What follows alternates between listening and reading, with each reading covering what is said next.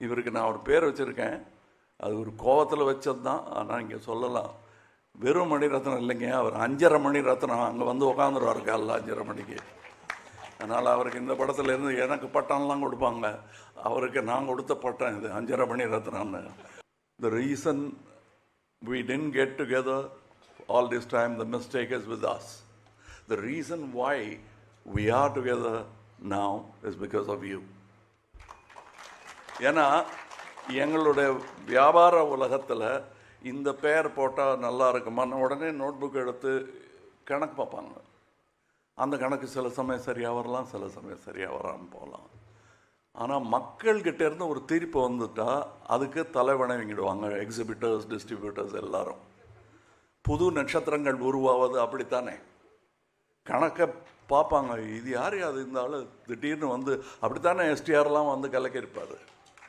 அவங்க அப்பா, நானும் ரஜினியும் பார்த்துருக்கேன். நம்ம போஸ்டர் இருந்த இடத்துல இப்போ தான் சொல்லிகிட்டு இருந்தேன் நானும் நம்ம போஸ்டர் வச்சுருந்த இடத்துல இந்த ஆள் 1 வருஷம் தான் ஆச்சு இவர் வந்து போஸ்டர் வச்சுட்டாங்க அப்படின்னு நாங்கள் 2 பேரும் பேசிக்கிட்டு இருந்தோம். ஸோ அதுக்கு காரணம் இவங்க தான். ஸோ இப்போ நாங்கள் படம் பண்ணுறதுக்கு பண்ணிடலாம் சார், கரெக்ட், நல்ல ஐடியான்னு சொல்கிறதுக்கு காரணம் நீங்கள் தான். இத்தனை வருஷம் எங்கள் 2 பேரையும் 2 தோளில் வச்சுட்டு இருந்துருக்கீங்க நீங்கள், அது தெரியல எங்களுக்கு. ஸோ சாரி மட்டும் சொல்லலாம். இந்த படம் எங்களுடைய offering, peace offering, and the fault lies with as.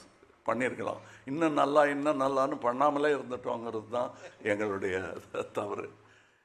So this is a stage for celebration, let's not make it a stage for an apology.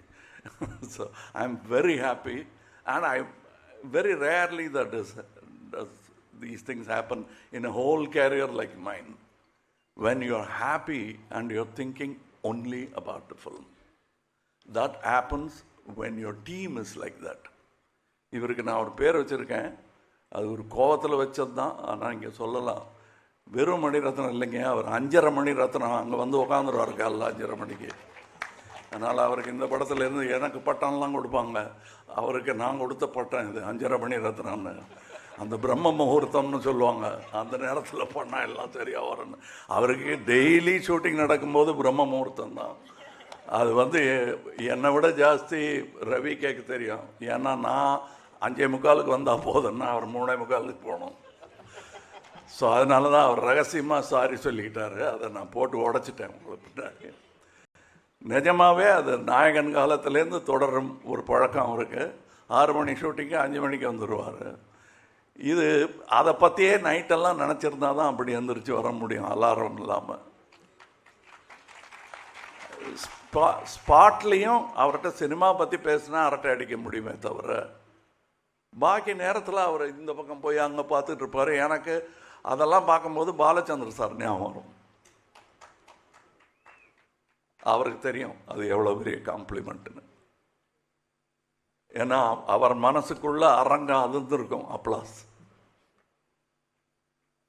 இந்த அரங்கத்துக்கு அது புரியாது, because it's an inside respect நாங்கள் வச்சிருக்கிறது.